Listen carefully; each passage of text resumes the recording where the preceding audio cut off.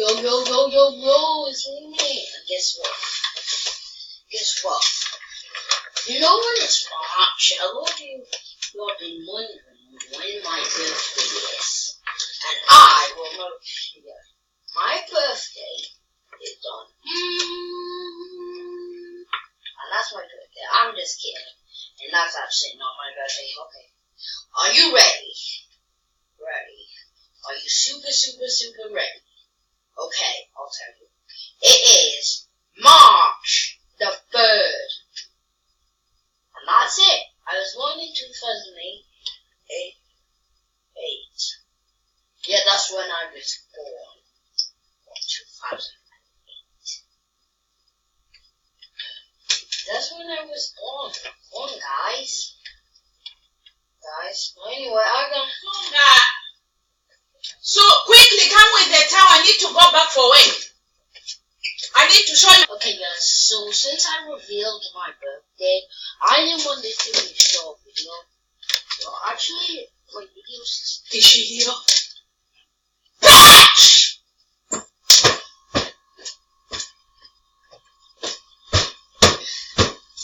How dare she remove from mine? Anyway,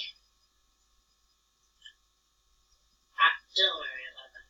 Anyway, I wanted to react to this, and then we'll play some version, and then we'll do some and then we'll do some Roblox games. First, let's watch this video. Oh no, it takes 18 seconds. I got it, guys. I'll split it in half. We'll only watch half of it. And by the way, if you want to watch this, let's just type this in. It's called the Game Furious. And if you find this, that's what you watch it. Yeah. I'll let you watch half of this, brah.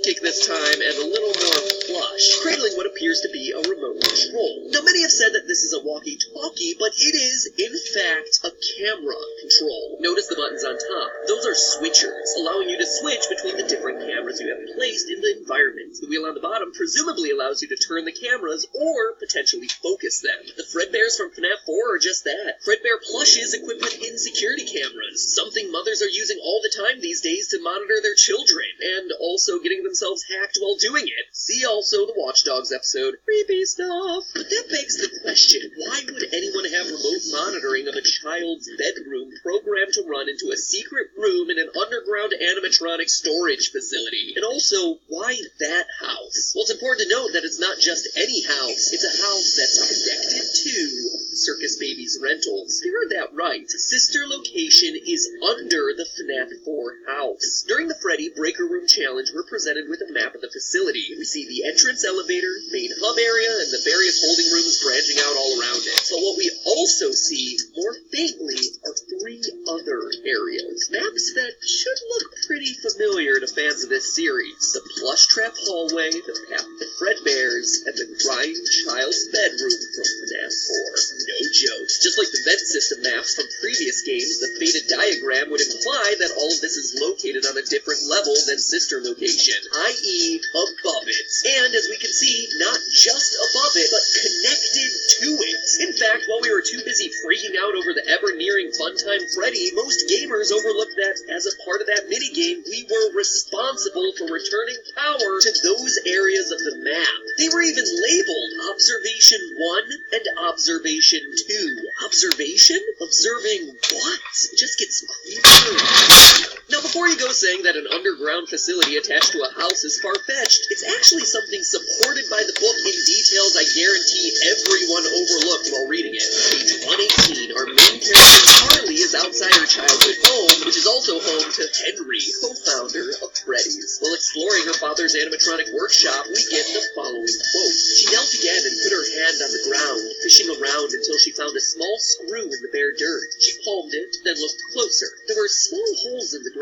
exposed when she moved the loose dirt. Charlie ran her fingers over them, thoughtful, end quote. Tiny holes hidden under the dirt of an animatronic workshop, huh? It's an oddly specific detail that never gets mentioned again and never goes anywhere, but is one of those things that gets the theorist mind to tickle in. Because when I hear of mysterious holes in the ground in someone's private workshop, I think trapdoor. Hidden trapdoor. Or, more accurately, secret entrances. Could this be a hint as to a secret entrance in Henry's animatronic workshop into Sister Location? In fact, we can prove using more details from the book that it is still being used by Afton. Earlier in that same chapter, Scott makes sure to drop a few more hints that seemingly never go anywhere. But we all know Scott better than that, right? And now that we have Sister Location to reference, these little details start to make a whole lot more sense. Quote, the benches were there, where her father had assembled and tweaked his inventions, but the materials, the blueprints, and the half-finished robots that were once crammed onto every surface had disappeared.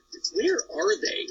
End quote. So we have missing blueprints and partially finished thoughts that have just disappeared, but it continues. Quote, Charlie, John said from across the workshop, he was in the dark corner. If the skeleton had been there, it could have reached out to touch him, but it's not there. Notice the italics here. This isn't something that we're doing for effect in the video. This is actually straight from the book. Time and time again, Scott and the team working on this book are emphasizing these lines, as though they're pointing to a greater mystery here, that someone has stolen these materials and are using them for their own devices, that they're hidden somewhere in this world. But it's a mystery that never gets solved within the pages of the book. But perhaps...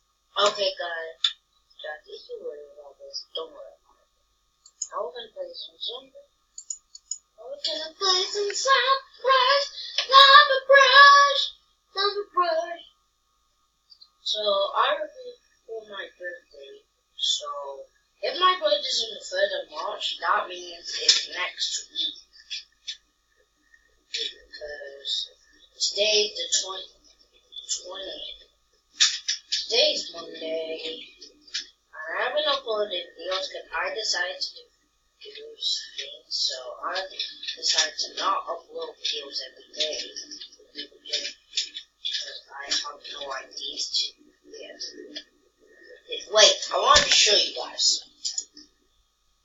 It's a game called Old Time Stick. I'm gonna stick my things.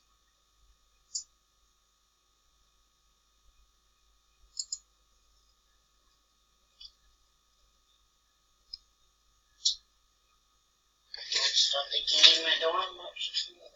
So okay guys, so I couldn't find out how to do this, so we'll just react to this.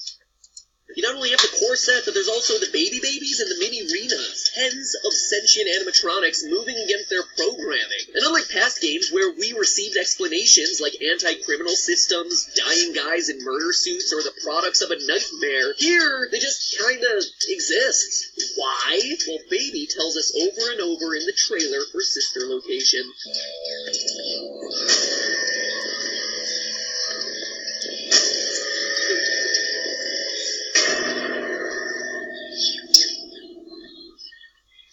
Before the game's release, we had no idea, but now we do know what they've been through. Experiments and controlled shocks. Dozens, and I mean dozens of children captured as the Funtime animatronics executed on the programming that told them to collect. Also that Afton could learn the secret to reawakening lost souls. As we see in Silver Eyes, he knows it's possible as he's not shocked at all when the animatronics come to life at night. Quote, they're home with me. Dave's voice was coarse, and the large mascot head slid forward and tilted as he spoke. Their happiest day. All they know is that you're here, trying to take away their happiest day.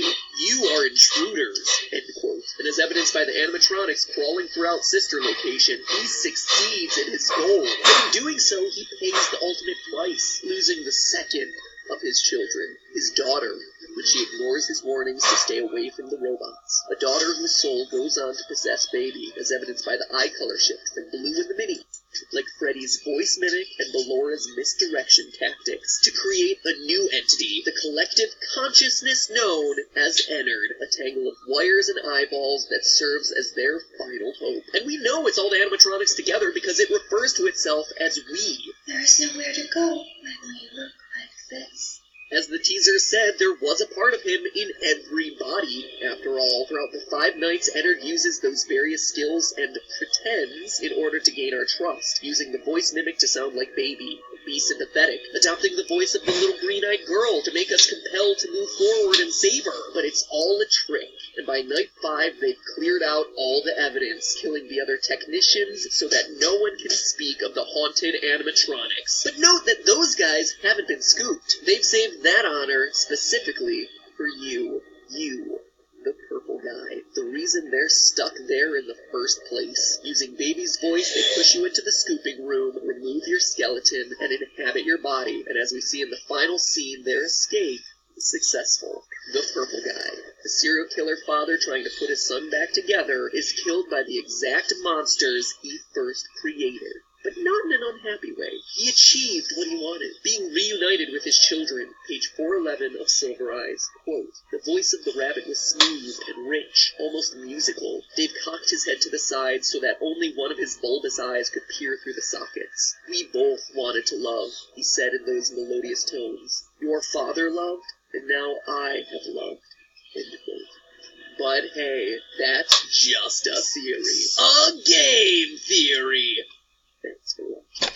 Welcome back to the Super Amazing Entertainment, where last time I asked you whether you thought Sister Location was scary good or frighteningly bad. Survey said 97,000 votes for Sister Location and 30,000 against. So it looks like y'all felt that Scott got his groove back with this one. The follow-up question for today, which animatronic is your favorite?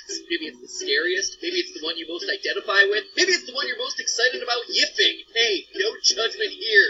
You yell and sniff all you want. Whatever your reasoning, just click on one. At this point, there's like 1,000, so let's just narrow it down to the essentials, and you can include all versions of that character. So here we go. Your options are Freddy, Bonnie, Chica, Foxy/Mangle, Golden Freddy /Fred Bear, Springtrap, and Baby.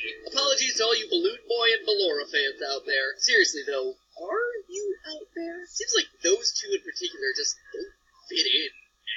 Anyway, click on one of the options to cast your vote, and once you're done, you have 2 options. Number 1, go and check out the FNAF playlist on the channel. Binge watch that sucker, because honestly, it's a lot of fun to look back at those old theories and see just how far we've all evolved in our thinking about this game. Each episode is like a little time capsule. And you're like, oh yeah, I remember when there was only 4 animatronics, and everyone was like, whoa, Golden Freddy is blowing my mind right now. Or option 2, if you're looking for a break from FNAF, might I recommend to you Salad Fingers over on the Film Theory channel.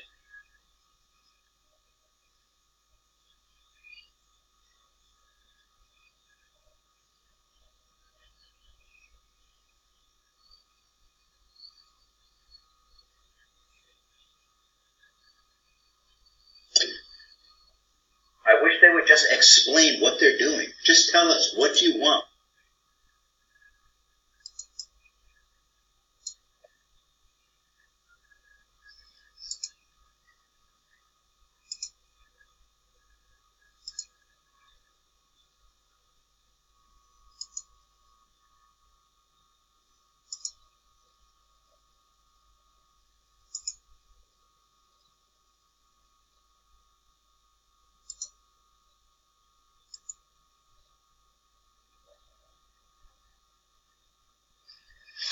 Let's suppose that you're writing a really important email to a colleague.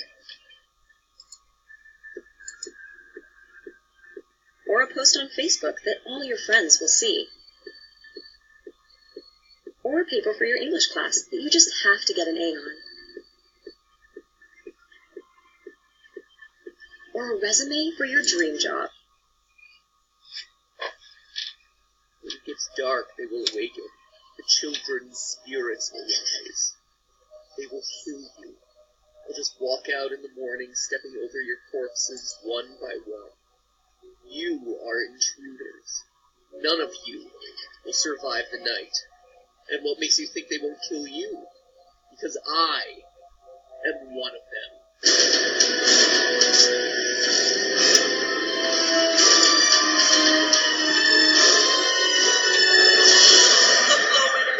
Welcome to Game Theory, still available to consult on the FNAF Movie Store